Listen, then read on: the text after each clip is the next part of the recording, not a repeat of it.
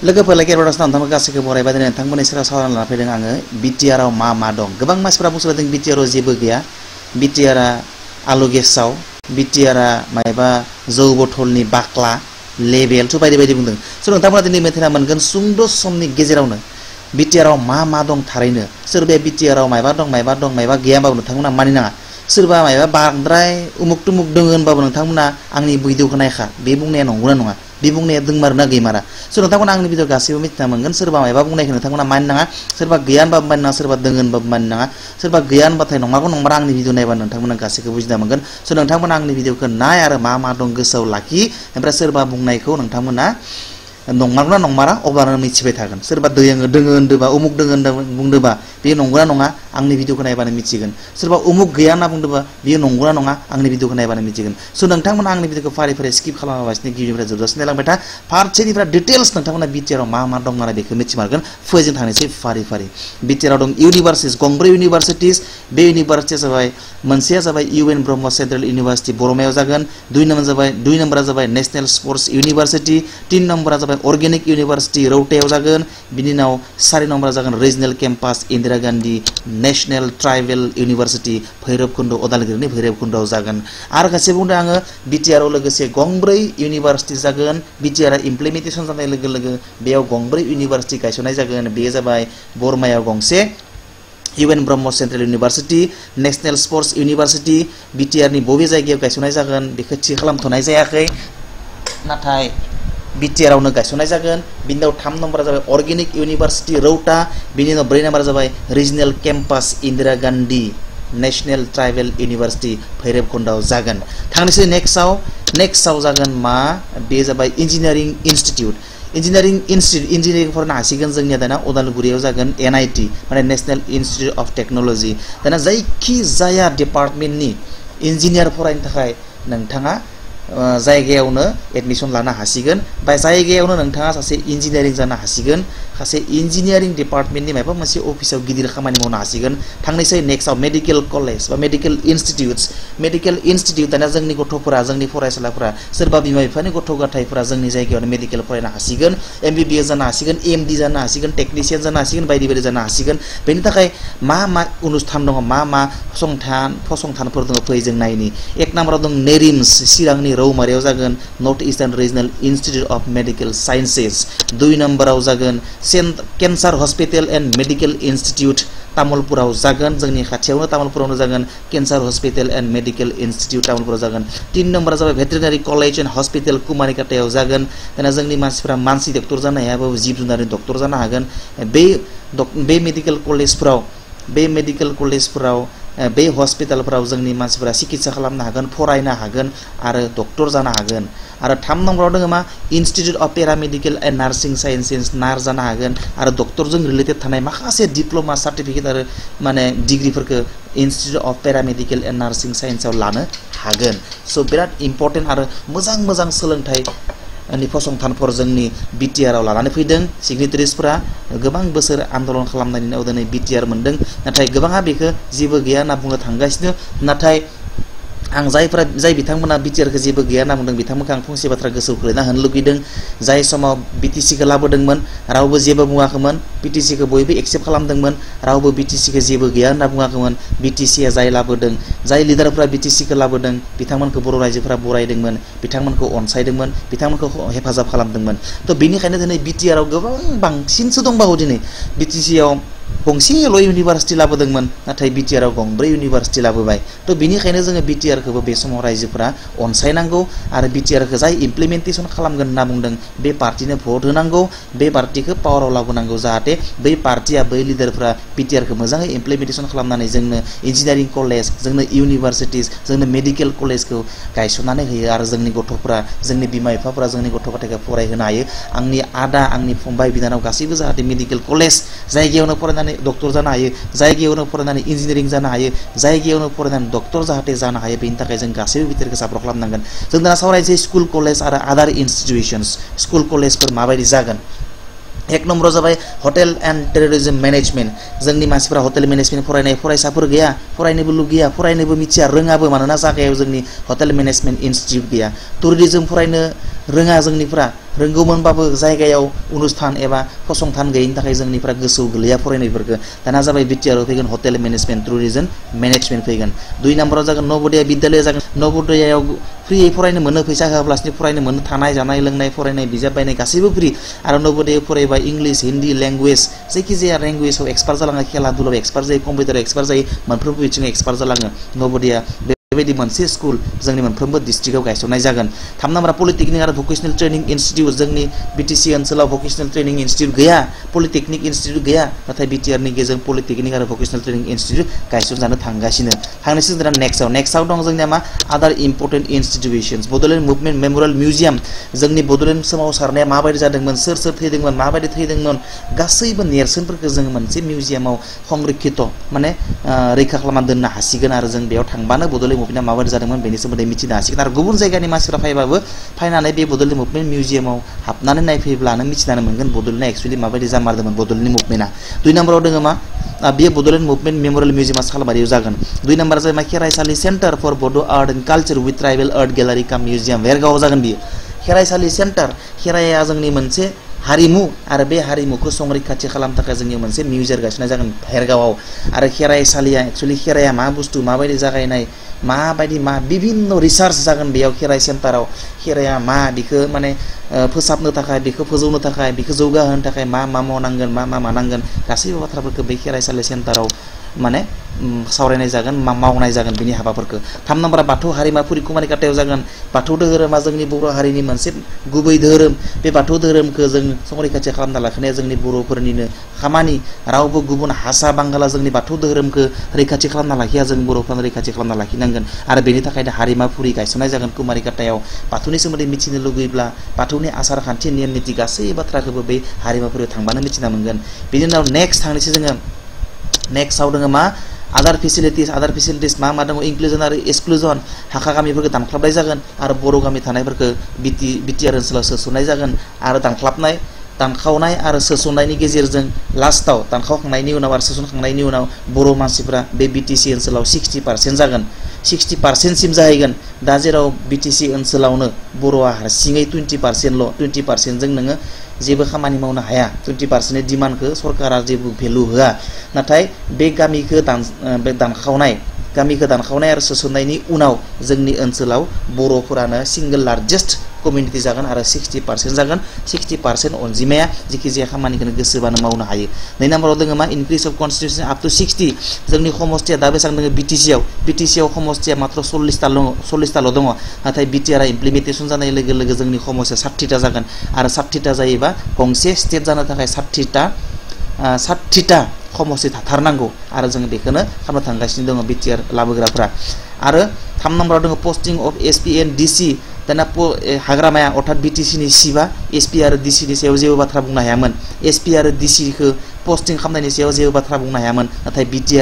बिटिआरनि सिबा दा एसपि आरो डिसिनि सायाव बाथ्रा बुंनो हानाय मोन्थाय मोनबाय बिटिआरनि गेजेरजों एसपि आरो डिसिखौ इच्छाबानो गोसोबानो पस्टिं हरनो हायो आरो पस्टिं लाबोनो हानाय मोन्थायखौ बिटिआरनि गेजेरजों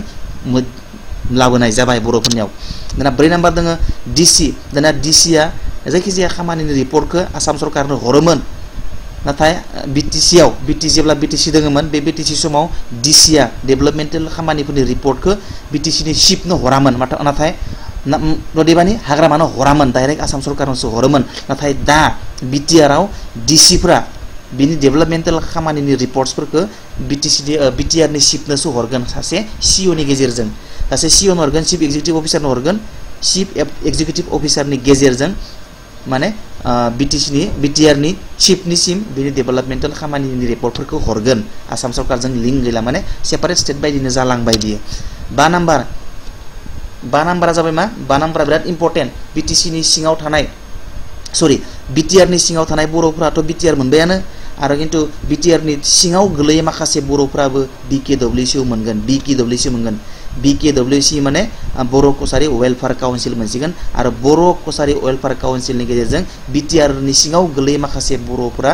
खुंथायखौ मोननो हासिगोन BKWC नि गेजेरजों 2 नाम्बार दं ST हिल्स कार्बि आंलंनि बर'फोर जों बायदिनो बर'फोर बे बर'फोरा ST नि स्टेटासखौ मोना ST नि खा सुबिदाफोरखौ मोना कार्बि आंलंनि बर'फोरा गोबां सम आन्दोलन खालामबाय आन्दोलन खालामनायनि उनावबो दिनैसिम ST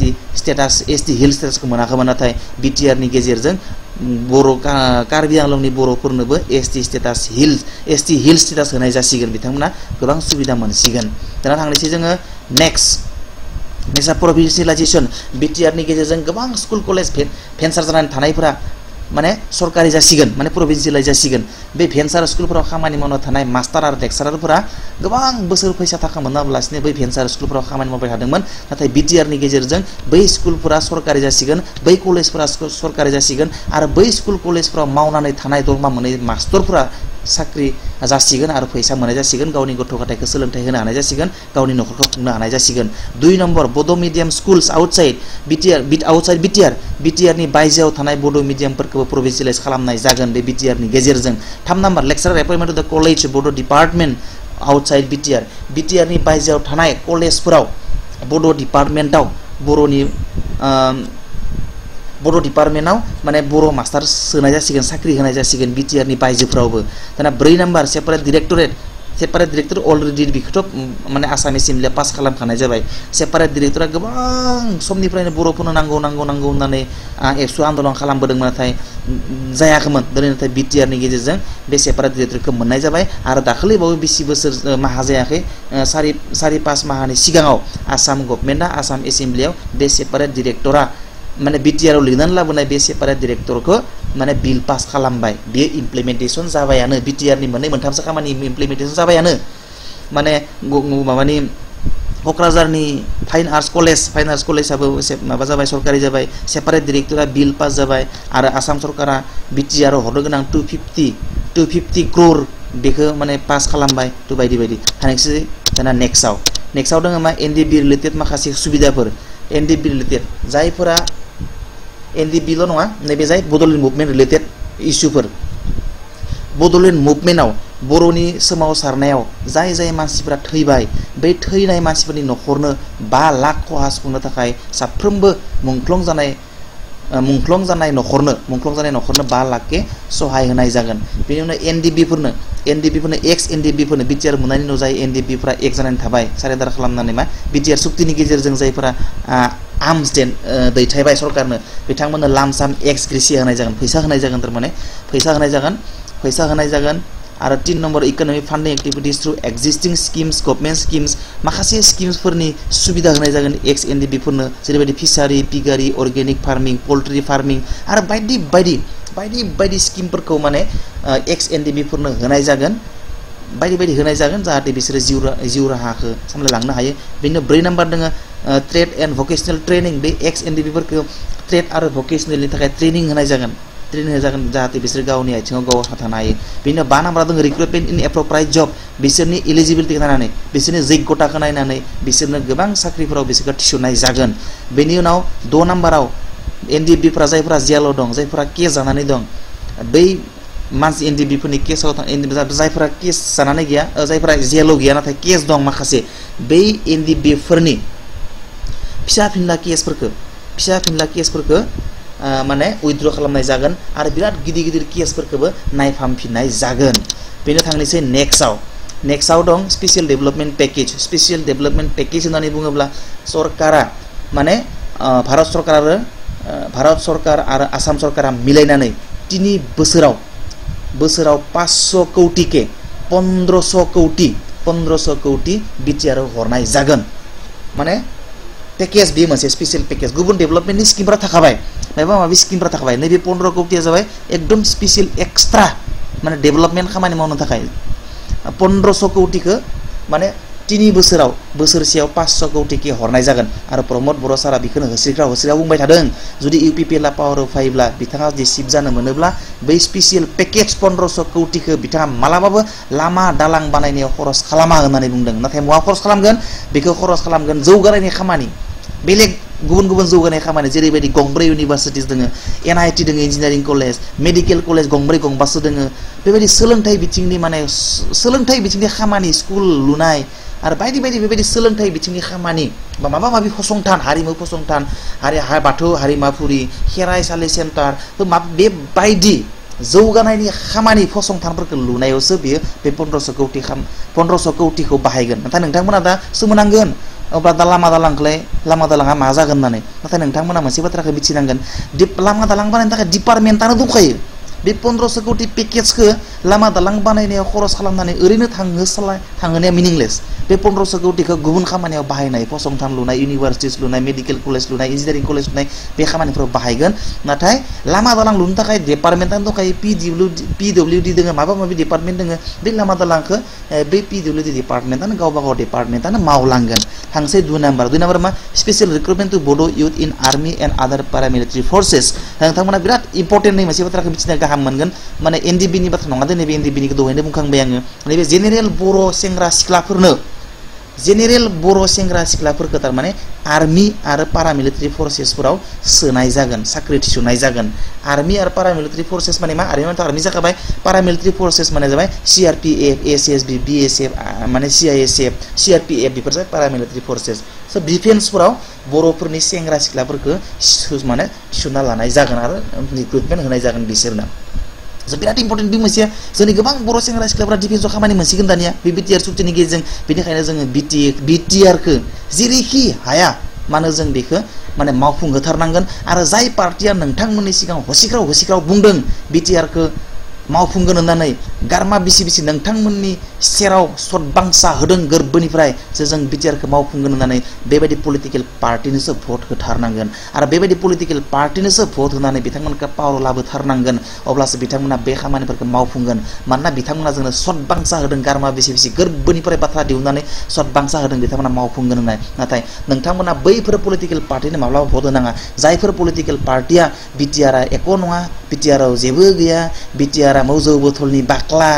BTRआ आलु गेसाव BTRआ माबा माबि होनना जायफोरा BTRखौ अपमान खालामदों भारत सरकारखौ अपमान खालामदों BTR सागानगिरिफोरखौ अपमान खालामदों बैबायदि पलिटिकल हानजानो माब्लाबाबो नोंथांमोना भट होनाङा आं बुंदों भट होनाङा बिथांमोननो भट हो जायफोर पलिटिकल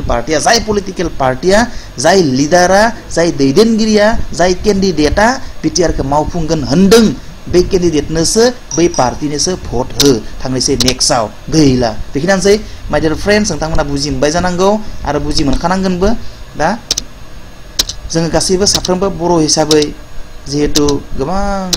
NDB फोरा मुंख्लं जानानै बे BTR रोखा खालामदों गोबां बर' रायजोफोरा सान्दुं गोसा बार अखा सान्दुं गोसायाव जथाबनानै आन्दोलन खालामदों हसिग्राव माने आन्दोलन खालामबाय 30 बोसोर गाहाम आन्दोलन खालामनानै दिनै बेखौ माने आन्दोलन खालामनायनि खस्थ'नि फिथाइ महरै जों BTRखौ मोनदों स BTRखौ जोङो जायखिजाया राहायै माने जाफुंसार होनांगोन जोंनि मोनफ्रोमबो गामिनि रायजो राजाफोरा आन्दोलनफोराव माइरं दैरं हरदों गावनो गारि लानानै आन्दोलनाव बाहागो लायदों माइरं फैसा माब्लाबा गिदिर मिटिं जादों आन्दोलननि नामाव फैसा हरदों माइरं हरदों थाखा हरदों बायदिसिना हरदों सोरबा फैसा हरनो हायाखै गावनो थांनानै आन्दोलनाव बाहागो लायदों स बे BTRआ सोरबा लिडार लाबनाय नङा बियो बे BTR गोरोबथाया सोरबा लिडार लाबनाय नङा बे रायजोआसो लाबनाय स जोङो रायजोआ लाबनाय BTRखौ जों रायजोआनो जाफुंहोनांगन बे जाबाय सोरबा लिडार लाबनाय नङा बियो सोरबा प्रमोद बर' साराल' लाबनाय BTR नङा बियो सोरबा गोबिन्द बसुमतारिल' लाबनाय BTR नङा बियो सोरबा धीरेन बर'आ लाबनाय BTR नङा बियो रन्जन दैमारि आर फेरेंगा सावरायग्रा सोरबा लिडारफ्रा लाबनाय BTR सुक्ति नङा बियो बे जाबाय रायजोआ लाबनाय सुक्ति रायजोआ खालामनाय गोरोबथा जों रायजोआसो आन्दोलन खालामदों बिसोरो लिडारफ्रा बेखौ दैदेनदोंसो बेनिखायनो जोंनिसो बे BTRआ बे सोरबा लिडारनि BTR नङा बियो रायजोनि BTR रायजोआसो आन्दोलन खालामदों रायजोआसो फैसा हरदों रायजोआसो आन्दोलनाव बाहागो लादों रायजोआसो माइरं हरदों मिटिंनो स बियो रायजोनिसो BTR रायजोआसो बेखौ मावफुंहोनांगोन लिडार सोरबा लिडारा मावफुङाबो जानो हानाय बेखौ खिन्थु जोङो रायजोआसो जर खालामनांगोन बेखौ मावफुंनांगोन होननानै दा खिन्थु खानैसो लिडारफ्रा बेखौ मावफुंगोन होननानै बुंदों बेयो रायजोनि थाखाय बिराद मोजां बाथ्रा जोंनि रायजोनि BTRखौ खानैसो लिडारफोरा मावफुंगोन होननानै बुंदों बेयो बिराद बरायथाव बाथ्रा जों ओंखायनो बै लिडारफोरखौ जोङो सापर्ट होनांगोन बिसोरनो भट होनांगोन आरो जाय पार्टिया BTRखौ मावफुंगोन होनदों बिसोरनोसो भट होनांगोन मानोना BTRआ जोंनि जोंनि बिटिआरखौ बै लिडारफ्रा मावफुंगोन होनदो बेनिखायनो बै लिडारफोरखौ जोङो पावर लाबनांगोन आरो इतिमধ্যे दिनैसिम माखासे दफाफ्रा मावफुंजाबायानो क'क्राझारनि फाइन आर्ट्स कलेज गोबां बोसोर माने सरकारि जायाखैमोन दा बे कलेजा सरकारि जाबाय गोबां भेन्सार गोबां दरमा मोननाय मास्टर लेक्सारार प्रिन्सिपालफोरा साख्रि मोनबाय दिनै आसाम सरकारा हरनो गोनां बोसोराव 250 क्र'र 250 कौटि फैसाखौ हरनो गोनां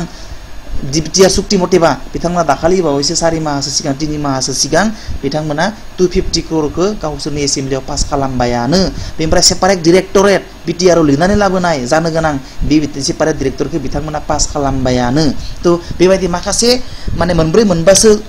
बिटिआरनि दफाफोरा दिनैसिम माने कार्यकरि जाबायानो मावफुं जाबायानो तो बेनिखायनो आरो जों पावाराव लाबोबावनो हायोब्ला बे बिटिआर सुक्तिया 100% मावफुं जागोन आरो बर' हारिया मोनसे मास्टार रेस एबा मोनसे गेदेमा हारि महरै जों दाफुंनो हागोन आरो जों मुलुगावनो मोनसे गेदेमा हारि हिसाबै जों सिनायथि होनो हागोन तो रायजोफोर नोंथांमोना बुजिनो नाजा सोरबा बिटिआरआ जेबो गैया होनना बुङोब्ला आंनि भिडिअखौ ओपन खालामा आंनि भिडिअखौ नाय आरो जाय मानसिया नोंथांमोननि सिगाङाव बिटिआरआ जेबो गैया होनना बुंदों आंनि भिडिअखौ देखायनानै हो नङाबा आं PDF फाइलबो दोनदों नैबेयाव